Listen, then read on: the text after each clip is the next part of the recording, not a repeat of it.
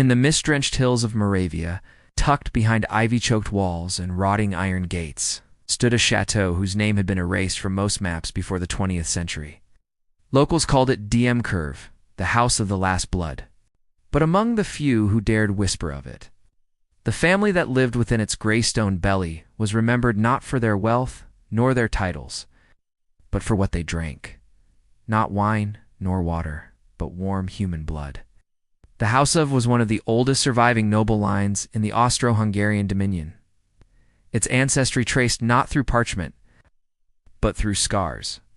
The founding patriarch, Gregor V Uk, said to have returned from the siege of Buda in 1686, not as a hero, but as a husk. Something had shattered in him, they said. Something had awakened. In his journals unearthed centuries later, Gregor described a red awakening. A moment during battle where, drenched in the blood of fallen enemies, he felt no fear, no fatigue, only clarity, Chitoya.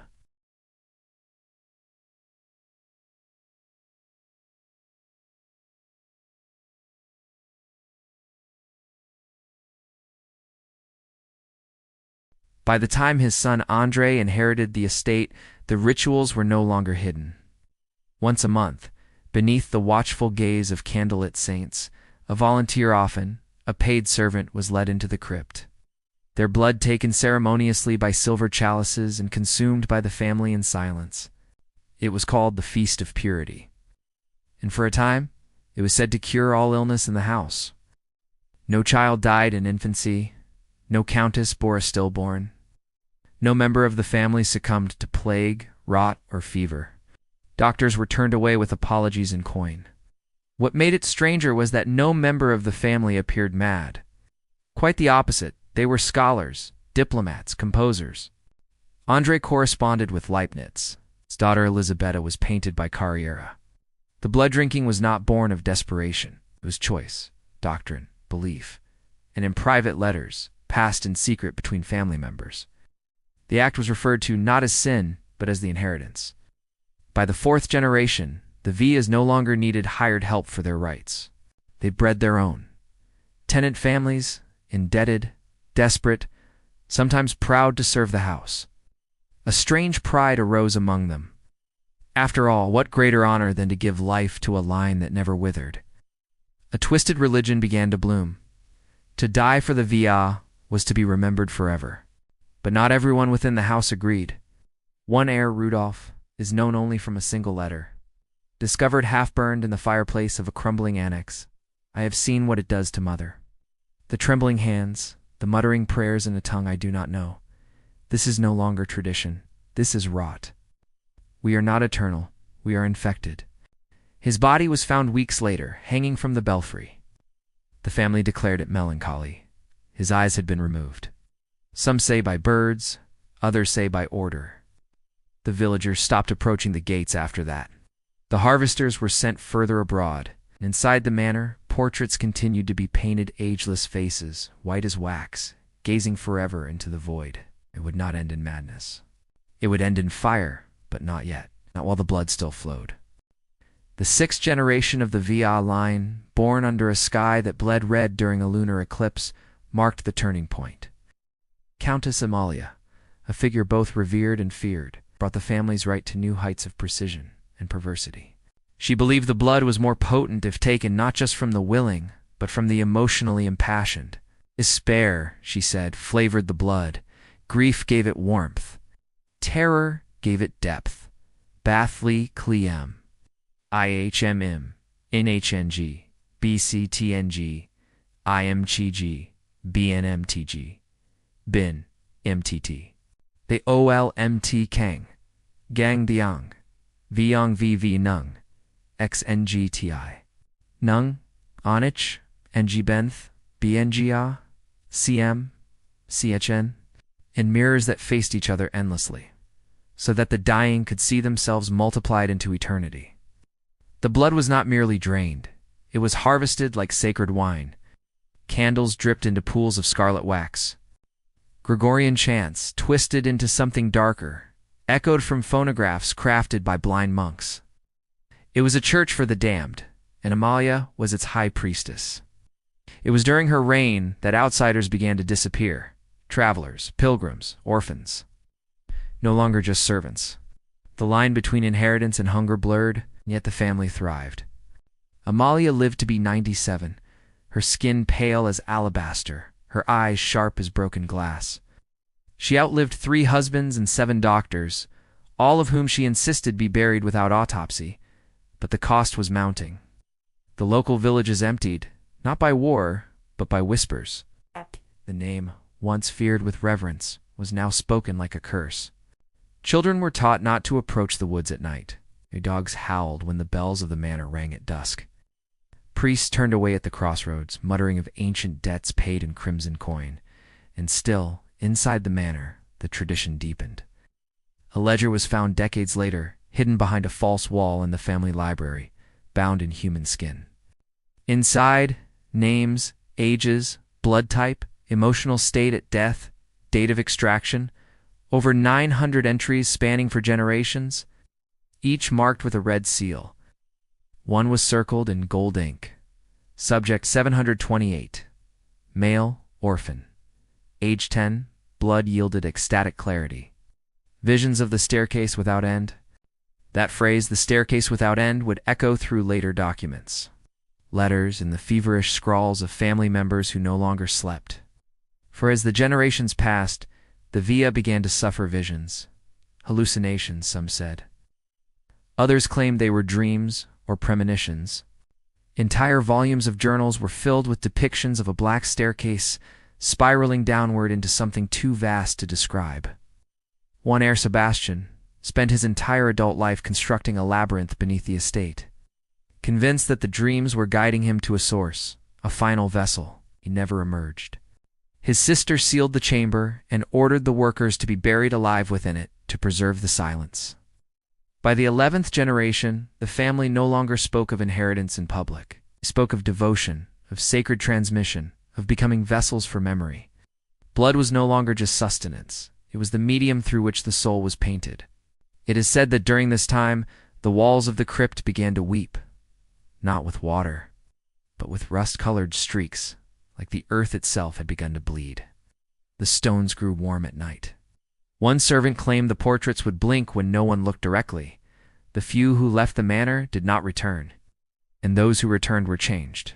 Eyes too dark, speech too slow. Their laughter came late and ended early. It was whispered in the nearby town that the family had become something else. Not vampires, not ghouls, but vessels, echoes perhaps even. Relics of something older, wearing human skin. Still, they drank. Still, they lived. And still, the staircase in their dreams spiraled down. By the time the 12th generation emerged, the Villa family no longer resembled nobility in any human sense. They had become pale custodians of a lineage that no longer served wealth or crown, but something far deeper, older, and unspeakable. Their speech was slow and ritualistic, laced with words not found in any Slavic dialect. They no longer used mirrors, having come to believe that reflection could fracture the soul. Even their portraits changed, no longer romantic or regal, but flat, expressionless figures staring into nothing, with no eyes. The final matriarch, Lady Dorota Viev, was said to have been born in complete silence. No cry, no breath for the first full minute, and yet she lived as if summoned. Her skin was almost translucent. Her veins glowed faintly blue beneath it. The servants claimed her heartbeat was slow once every 10 seconds. She rarely left her chamber. When she did, every candle in the corridor flickered out in unison. No draft, no wind, just ... silence. Dorota, like her ancestors, kept a journal. It was not written in any known script. Cryptographers from Prague, who later glimpsed its pages, described it as a language that seems to speak back when read. One went mad, another vanished. But the most chilling entry translated only once before it was stolen read, "We do not drink blood to live. We drink to remember." We are not preserving ourselves. We are preserving something inside us. A voice that dreams, hunger that thinks. It was then that scholars began to suspect that the blood drinking was not just ritual, not just tradition, was containment. The line was not feeding themselves, they were feeding something within themselves. Something inherited, like a black flame passed from womb to womb, mouth to mouth, through generations like a parasite of memory, and the disappearances began again. But not of peasants, or orphans, or travelers. This time it was the Vonks themselves. One by one, members of the family would walk into the crypt and never return. No bodies, no blood, no screams, just ... gone. At first, Dorota claimed it was a transcendence. She even celebrated it, saying they had become hosts to the stairwell. But the staff, what little remained, began to panic. Some attempted to flee. Their bodies were found days later, folded unnaturally, faces twisted as if something inside them had tried to claw its way out. Dorota was the last. One storm-heavy night, as the manor groaned under the weight of centuries, she descended into the crypt alone. Witnesses from the village saw a flickering light beneath the earth, not fire, but something colder, white like bone, and too steady to be natural. Then the ground trembled. Not like an earthquake, but like a heartbeat. By morning, the gates were open. Every door within the manor stood ajar. The crypt was empty. No bodies, no blood, just silence. And yet the portraits remained, perfectly preserved. All 12 generations, staring blankly. But now, in each one, the eyes had returned, identical, pale, inhuman, watching. The estate was sealed, declared cursed by imperial decree. Locals refused to approach. The path became overgrown. Time and moss and memory buried it. But the staircase, that infernal dream that haunted them for centuries, was never found. Or perhaps it was never physical. Perhaps it was within them all along. The manor of the VIA, long since abandoned, has become little more than a local ghost story. Children dare each other to approach the crumbled gate, and drunkards speak of lights flickering beneath the ground on moonless nights. The estate itself is now a hollow husk, swallowed by ivy and silence, yet untouched by rot. The floors remain clean, the furniture unbroken, the air strangely still, as if the house itself is holding its breath. But the truth, if we can call it that, did not vanish with Dorota. In 1953, a Czech historian named Gregor Vankura uncovered a sealed crate buried in the Vatican archives. Inside were 12 volumes bound in dried sinew and inked in blood, stamped with the Via crest. These were confessionals, written by members of the family across generations. They revealed what no one had dared to say aloud. The blood was not drunk for youth or power, but to contain a voice that could not die, which was chosen not by birth, but by resonance. Their minds attuned to a frequency that allowed them to house something ancient, something that existed before language. They called it the memory that does not sleep. They believed it had once been a god, or a wound in the soul of the earth, or perhaps just a thought so terrible it became alive. They didn't worship it, they feared it. They drank blood to feed it, to bind it, to numb it. But even memory bleeds. The journals describe dreams of a city made of bone, floating upside down in a sea of mirrors, a voice that spoke in backward thunder, a staircase made of kneeling bodies descending forever. Every heir who took the blood saw these things. Some went mad. Others began to draw the same symbols over and over, spirals within spirals, teeth without mouths. Gregor Vankura vanished 2 months after discovering the crate. His apartment was found intact save for one thing.